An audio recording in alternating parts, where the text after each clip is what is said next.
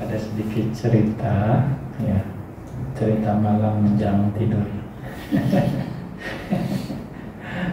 Tapi ini dari Dhammapada Atthakatha. Ya. Jadi di sini ceritanya tentang Pertapa Paweya, ya, Dhammapada 50, versi Dhammapada syair 50. Jadi di saat itu Buddha tinggal di Jetavana, dan ini berhubungan dengan Pertapa Paweya dan orang yang kaya, perempuan yang kaya raya, ya. Nah, perempuan yang kaya raya di Savatthi ini mengangkat Paweya, Pertapa ini, sebagai anak. Lalu dia memenuhi semua kebutuhannya, ya. Dan ketika wanita ini mendengar tetangganya itu bicara dan memuji Buddha, ya, memuji Buddha, dia sangat kepengen gitu untuk mengundang Buddha ke rumahnya untuk menerima dana makan, ya. Lalu akhirnya dia punya kesempatan untuk mengundang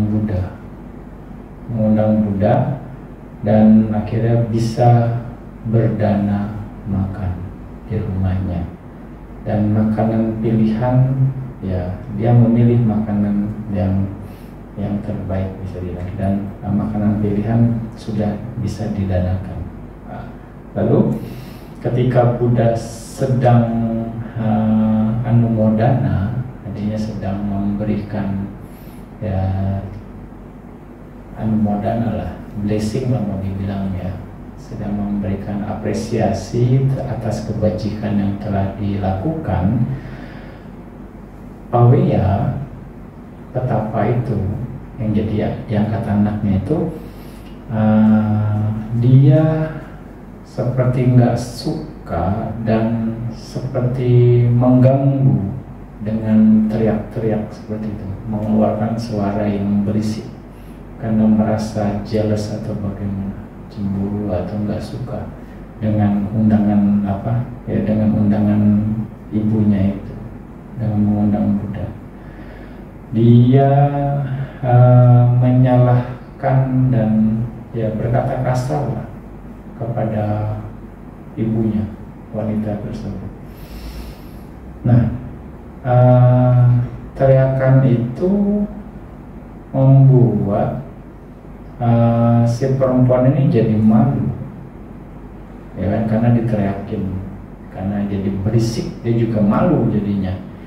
Jadi malu, dan dia tidak bisa berkonsentrasi terhadap apa yang Buddha sedang katakan.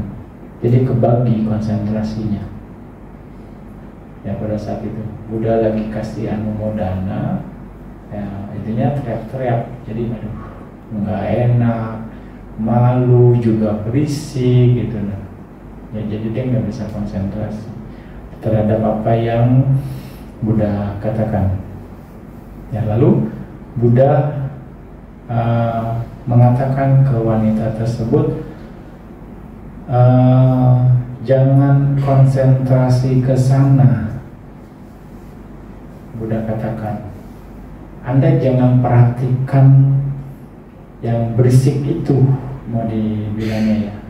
Anda jangan perhatikan dia, ya, jangan perhatikan tentang apa yang dia katakan, pokoknya, ya.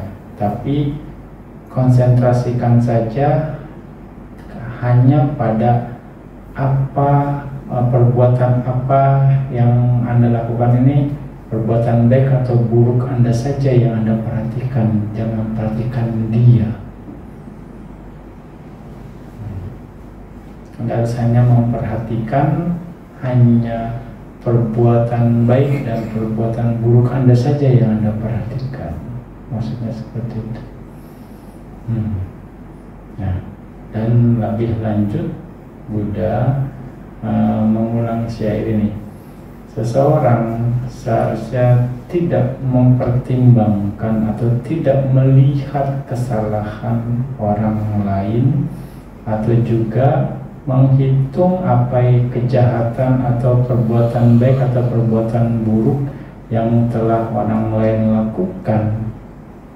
Nah, tapi seseorang harus mempertimbangkan hanya atau melihat hanya perbuatan baik apa yang sudah saya lakukan dan yang belum saya lakukan, atau perbuatan buruk apa yang sudah saya lakukan dan yang belum saya lakukan. Mudah-mudahan sih nggak ada yang belum dilakukan gitu ya. Gitu.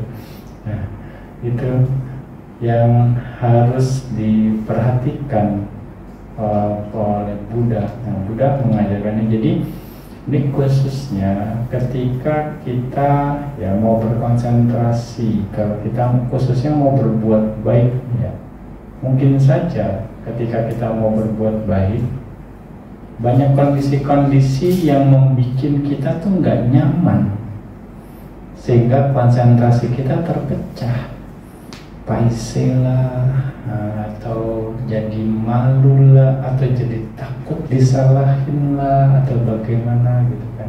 Mungkin seseorang mungkin saja mau dibilang menyindir kita, mungkin saja ngapain sih tuh orang kesini misalnya, atau dengan body language-nya yang gak ramah, ya kan. Nah itu mungkin orang yang sensitif akan mengerti itu, rasanya nggak welcome sekali. Nah kadang kita terganggu dengan kondisi-kondisi itu, yang akhirnya itu justru merugikan kualitas kebaikan kita.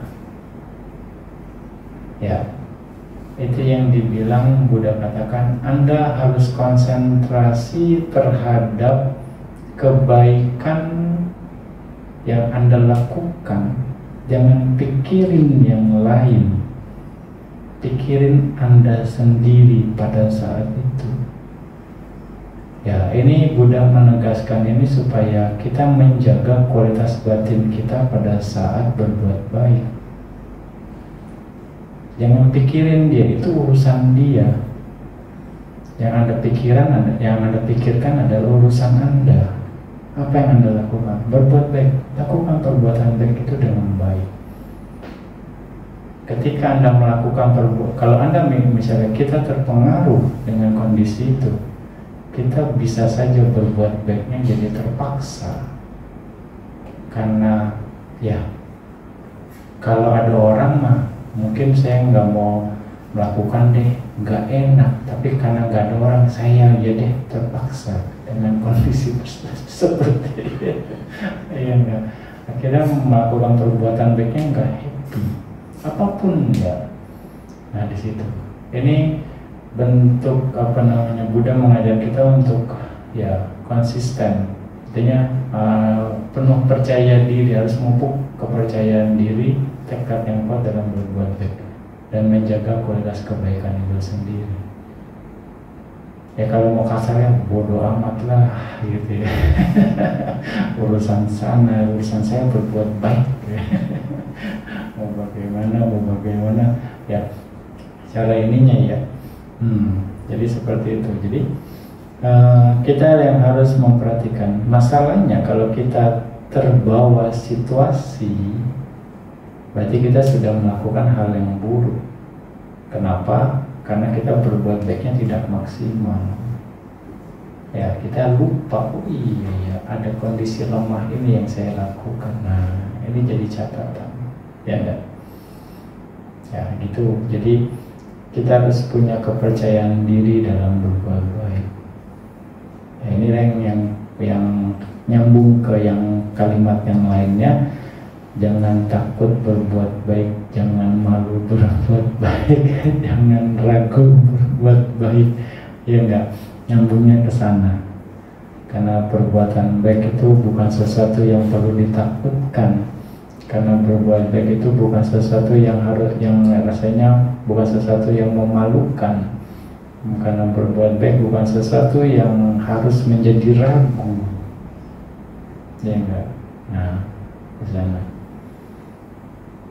ya, jadi nyambung ya. Nah, makanya petunjuk Buddha itu banyak. Pelurunya banyak. Jadi di sini ya kita harus tetap menjaga kualitas kebaikan kita supaya maksimal, berkualitas.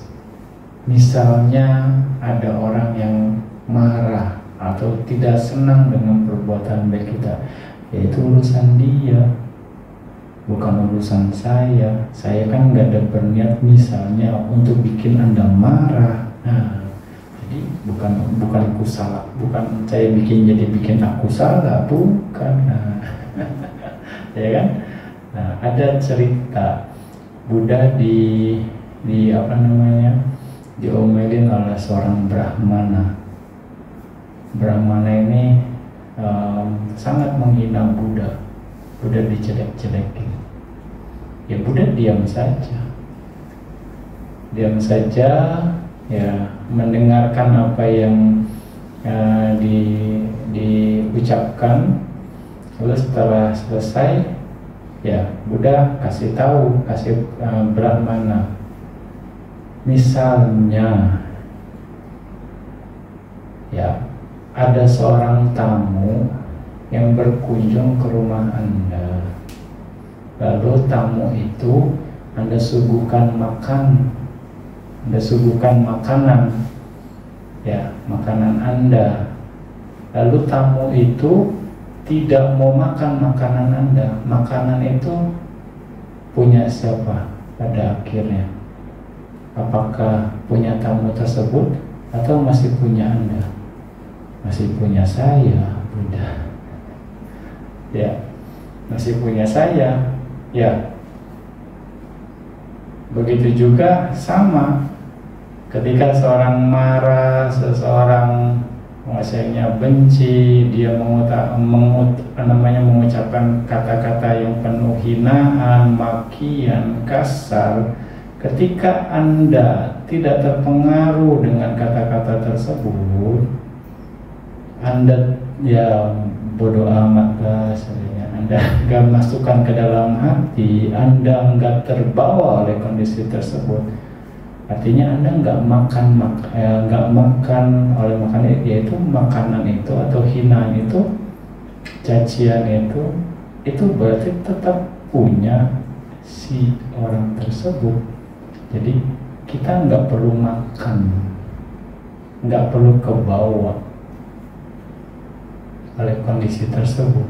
Nah, ya kalau kita marah lagi, kalau kita jadi nggak suka, kalau kita bereaksi jadi takut, kalau kita bereaksi jadi khawatir, artinya Anda nyicipin itu makanannya.